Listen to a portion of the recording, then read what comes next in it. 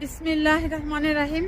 ভাই ও বোনেরা, যে যেখান থেকে আমাকে দেখছেন এবং শুনছেন, আপনাদের সবাইকে আমার সালাম, আসসালামু আলাইকুম। আশা করি আপনারা ভালো আছেন, আমিও ভালো আছি। UK property gossip by Tasmina YouTube চ্যানেলের পক্ষ থেকে জানাই শুভেচ্ছা।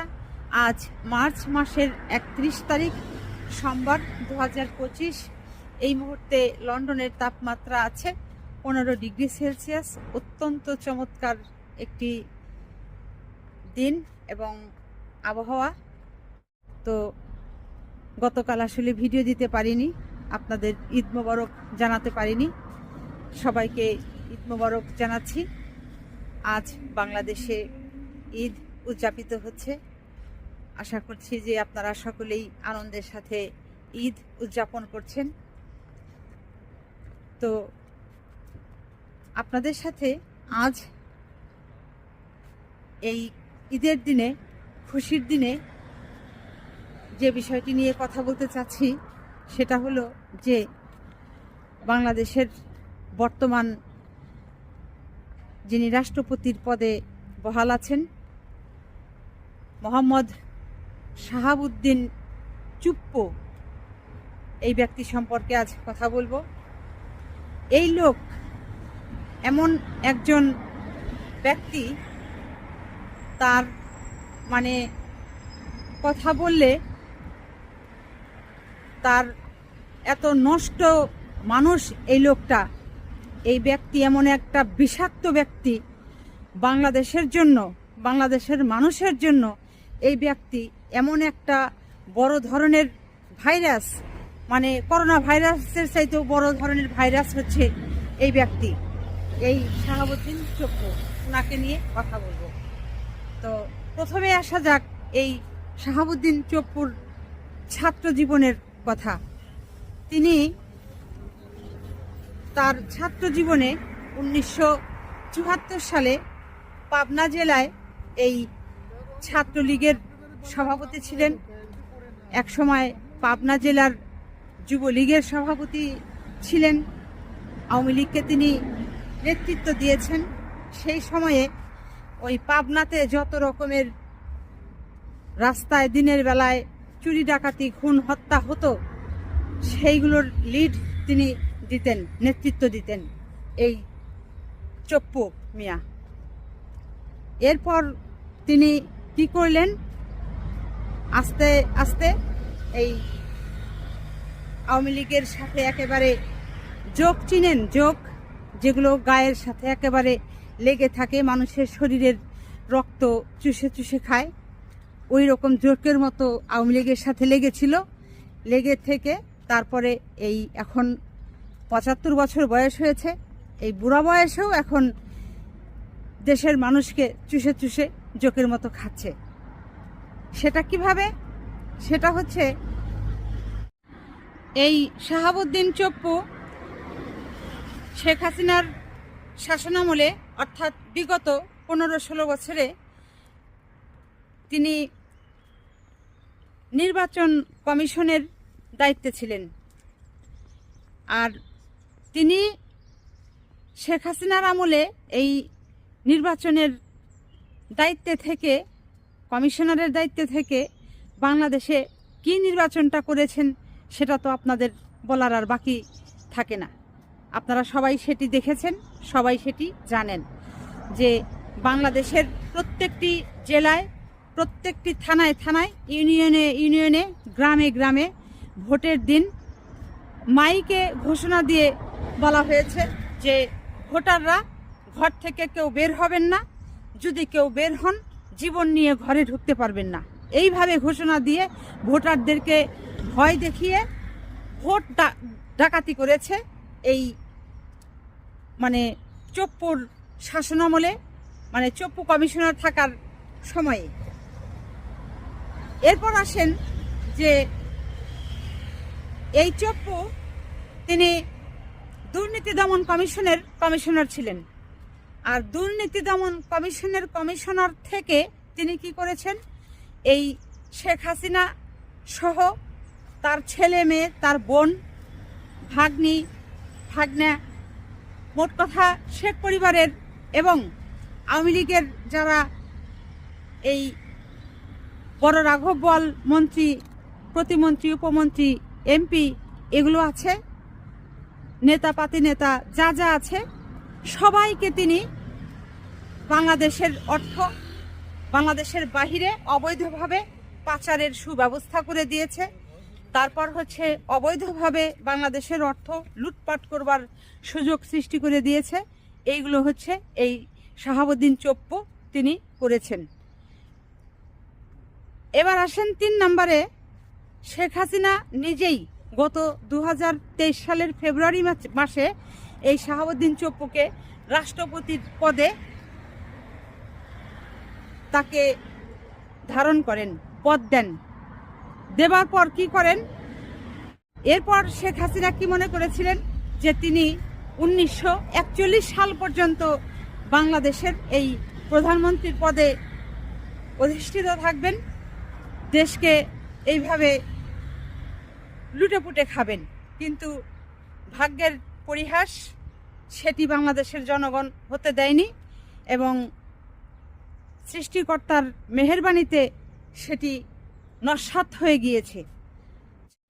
ছাত্র জনতার ধাওয়া খেয়ে শেখ হাসিনা শেষ পর্যন্ত ওই ভারতে গিয়ে পালিয়ে গুটিসুটি করে বসে আছে, ওখানে গিয়ে গলাবাজি করছে। তো যাই হোক, যে বিষয়ে ছিলাম, এই শাহাবুদ্দিন চপ্পু সর্বশেষ আরেকটা জিনিস আপনারা অঙ্ক মিলিয়ে দেখেন যে এই যে রূপপুর বিদ্যুৎ কেন্দ্র, সেটি কোথায় স্থাপন করলো? এই শাহাবুদ্দিন চপ্পুর বাড়ি যেহেতু পাবনায়, ওই পাবনাতে নিয়েই কিন্তু এই রূপপুর বিদ্যুৎ কেন্দ্রটি তিনি স্থাপনের প্রস্তাব করেছেন। ওখান থেকেই এটা শুরু করেছেন, যাতে করে ওনার এলাকায় এই রূপপুর বিদ্যুৎ কেন্দ্রটি হয় এবং ভালো করে টাকা পয়সা যাতে মারতে পারে। ওই রাশিয়া থেকে ধার দেনা এনে শেখ পরিবারের পকেট ভরে দিয়েছে, ওনার নিজের পকেটটাও ভরে নিয়েছে।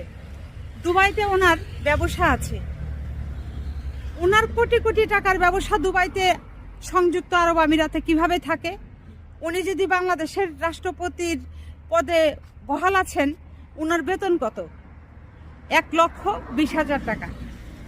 তো 1,20,000 টাকা বেতন দিয়ে উনি কি করে এই লন্ডনে বাড়ি কিনেন, ব্যবসা করেন, তারপর সংযুক্ত আরব আমিরাতের মতো জায়গায় উনি এই মিলিয়ন মিলিয়ন ডলার বিনিয়োগ করে ব্যবসা করেন।